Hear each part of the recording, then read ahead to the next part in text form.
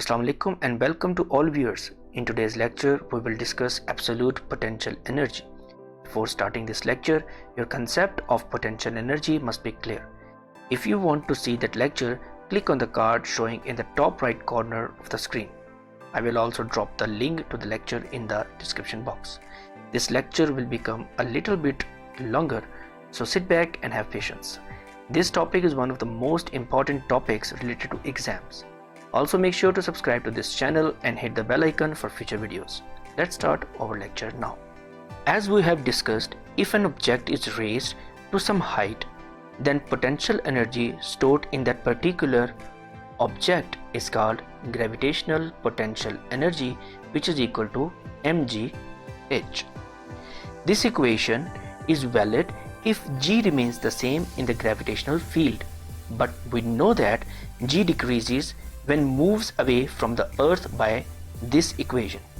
But let's apply this equation to an object which is moving far away from earth. According to this equation, the value of gravitational potential energy should go on increasing if we move an object, let's say a rocket, far beyond the surface of earth. Let's say at infinite distance, where the value of height and g is infinity and 0 respectively. What will happen? The gravitational potential energy will reach its undefined value. Why this happened so? This happened because the value of g varies with height. So the equation gravitational potential energy, which is equal to mgh, is only true near the surface of earth where g remains constant. But if we will keep applying this equation at longer distances, then our results will get an undefined value of gravitational potential energy. Okay, let's be easier and more specific. What happens to potential energy when we increase height? If we will keep following this equation, then it means that at an infinite height, the value of potential energy must be infinite, because at infinite distance, the value of h is infinite.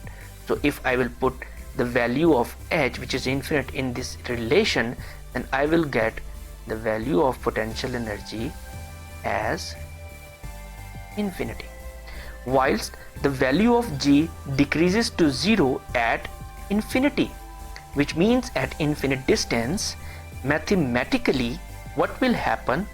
We will get a multiplication of 0 and infinity, which could not be solved so far. Thus, the absolute value of the potential energy of a body in the gravitational field is needed. For this purpose, we say undefined gravitational potential energy as 0 point for the potential energy. What is this 0 point? And the answer is simple. A point so far from the earth where the force of gravity is negligibly small and not attracted by the earth, and hence potential energy is 0. What is actually the definition of potential energy? Potential energy is the energy possessed by a body due to its position under the influence of force field. Here in the case of this gravitational field, the force field is gravitational field, and the point, the 0 point where there is no gravitational field, it means the object will become free. So it means no potential energy is now being applied from the earth in the form of gravitational field. As per the definition of gravitational potential energy, that it is the amount of work done while moving an object from one position to another in the gravitational field.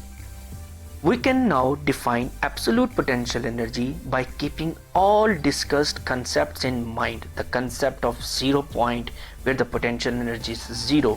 Keeping these concepts in mind, now we will define the absolute gravitational potential energy as the absolute gravitational potential energy of an object at a certain position is the work done by the gravitational force in displacing the object from that point from where you are launching the object to the infinity or 0 point where the potential energy vanishes, where the force of gravity becomes 0. Let's play with some mathematics to find out the general equation for absolute potential energy. You can see the diagram of Earth on the right side of the screen. The orange dashed line is representing the center of Earth, while the solid white line represents the limit of gravitational field. The radius of Earth is the displacement from the center of Earth to the surface of Earth. As we know, the gravitational field as well as force is not constant. It decreases away from the Earth. Due to this, work done in such a field is variable. To apply this equation, which is work done is equal to Fd cos of theta, which is the work done by the constant force, we have to make this gravitational field constant throughout the space. For this purpose, we are supposed to split the entire field into infinitesimally small points which are so close to each other that work done at those points seems to remain the same. Let the distance of the first point from the center of Earth is r1 and second point is r2. The difference between these 2 points, or we can say that the distance between these 2 points is delta r, which is equal to r2 minus r1. Same for points 3, 4 and so on till the nth point. The distance of nth point from the center of Earth is Rn. The point one step before n is n minus 1 and the distance from this point from the center of Earth is Rn minus 1. The difference between these 2 points n and n minus 1, or we can say that the distance between these 2 points is delta r is equal to Rn minus Rn minus 1. Here Rn is the final point and Rn minus 1 is the initial point, and delta is saying that we have to take the difference between final point minus initial point. Same we have done with this first and second point. Let's suppose we have an apple of mass m at first point and it moves to second point. Let's first find out what work is required to move it from one point to point 2. Here we will do some interesting mathematics and substitution by following this equation, this relation W is equal to Ft cos of theta for the constant force. I substituted delta W from point 1 to 2. This left side term is telling us that the work done from taking this apple from first point to the second point, I substituted it in place of it, is equal to F. I replaced F average with the Fy. F average, as I have told you earlier, that the force, gravitational force, is not constant, it's variable.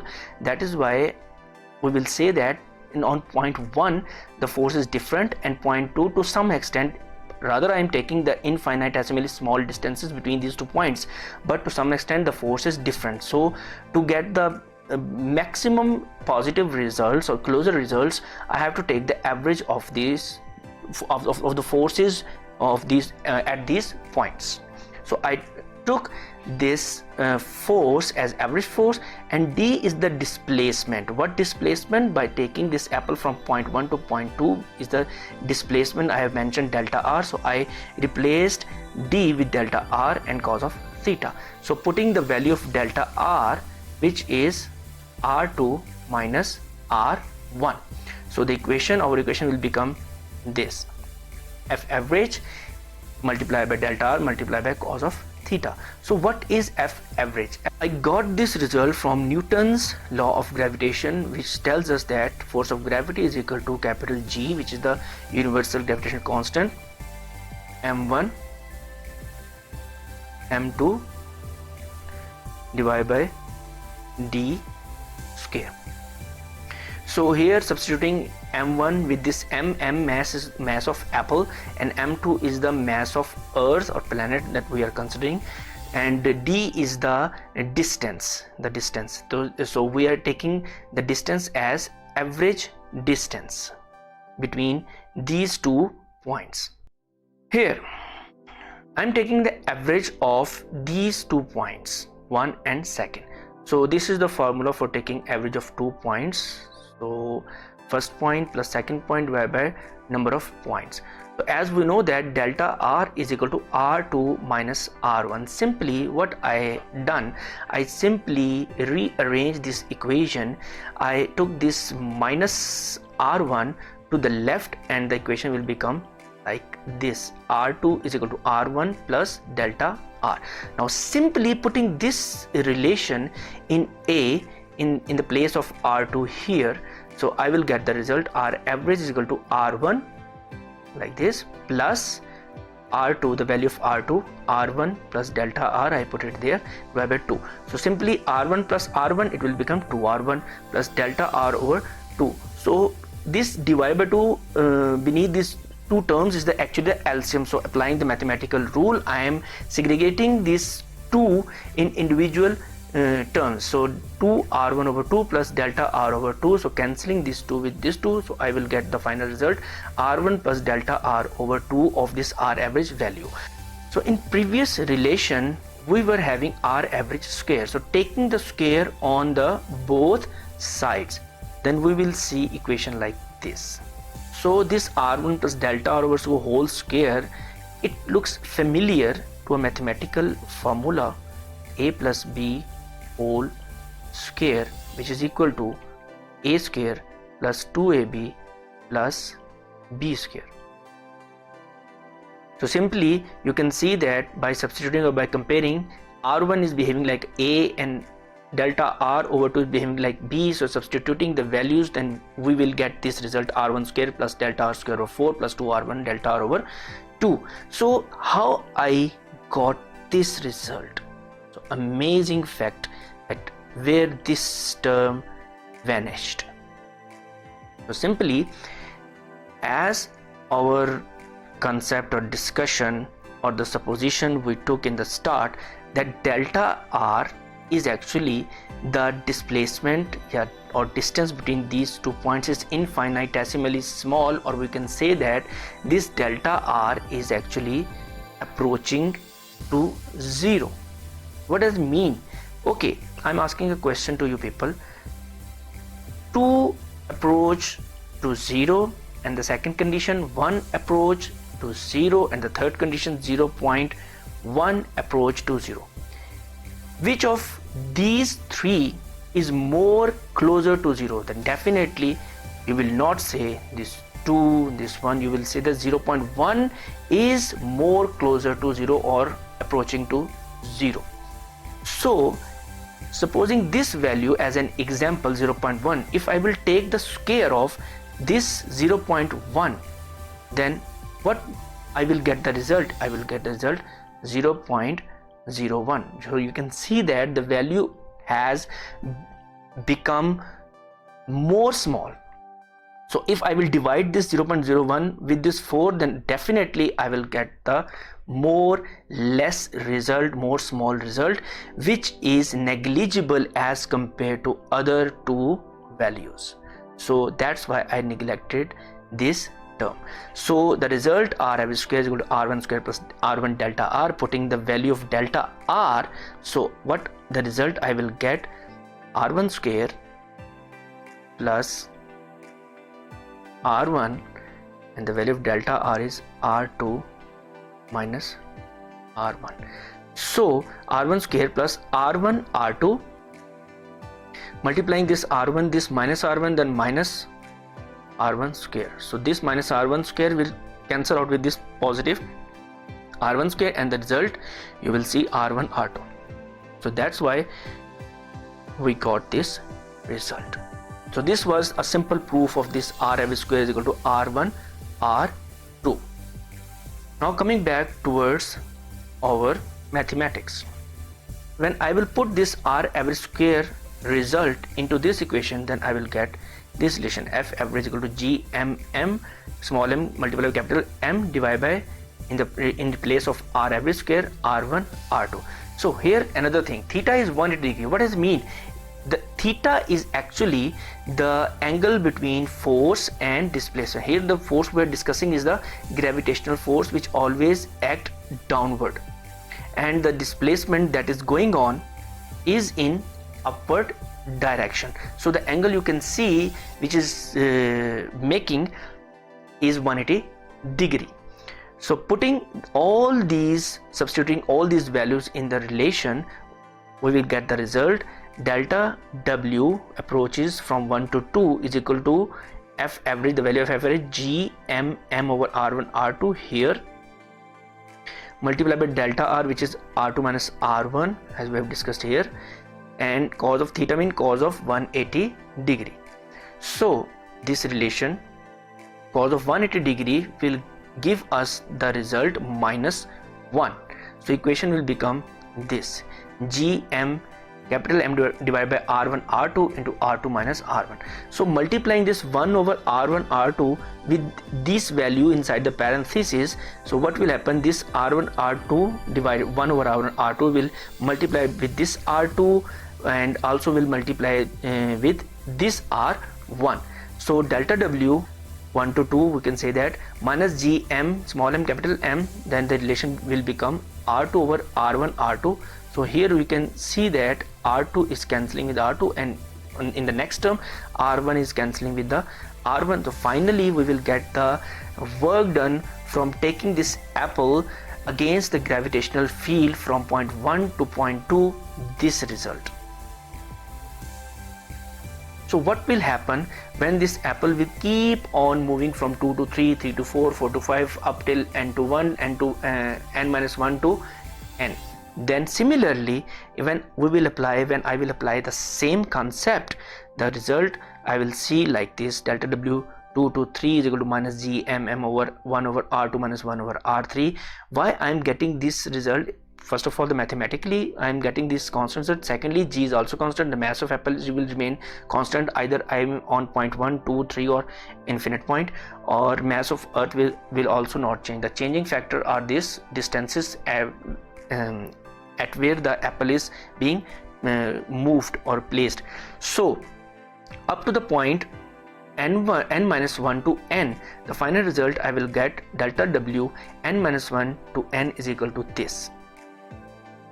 So finally what I will do, I will add all the works that I have done from taking this apple from 1 to 2, 2 to 3 and up till n. By adding up all these works, the result I will get will become this, all the result adding this value. So here you can see that the common factor is minus G small m and capital M. So taking this term as a constant, the value will become inside will become 1 over R1 minus 1 over R2 plus 1 over R2 minus 1 over R3 plus 1 over R plus up till 1 over Rn minus 1 minus 1 over Rn. So here you can see the symmetry. Second point, I can see this term 1 over R2 is in minus and the other term 1 over R2 is plus. Similarly 1 over R3 is minus and the next term will 1 over R3 in plus. So similarly 1 over Rn minus 1 here is in positive. So before this term, the same term will happen to appear in negative sign. So by deleting or cancelling all with each other, finally I will get the result when summing up the work from taking that apple from point 1 to point n, the result will become like this. Let n be at infinity, which was our concept or starting point from which we started this topic, absolute potential energy, the 0 point.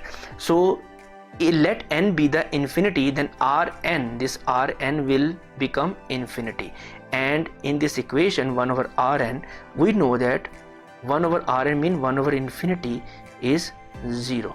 So here 1 over Rn will become 0. By substituting this 0 into this relation, the final result we will get delta W 1 up to 1 from 1.1 to the infinity is equal to minus Gm capital M 1 over R1. So if we displace body from radius of Earth, then what will happen?